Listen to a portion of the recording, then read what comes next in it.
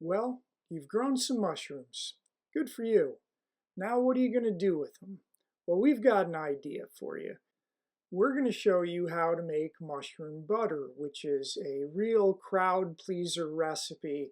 One of the great things about it is it doesn't require a lot of mushrooms.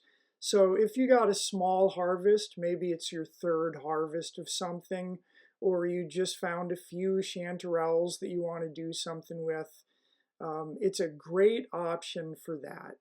And this particular version that we're doing with these coral tooth mushrooms, but you could do it with oyster mushrooms or, like I mentioned, chanterelles or really any mushroom that you like. It's just going to give a good mushroom flavor to that butter, and it's a great addition to a meal.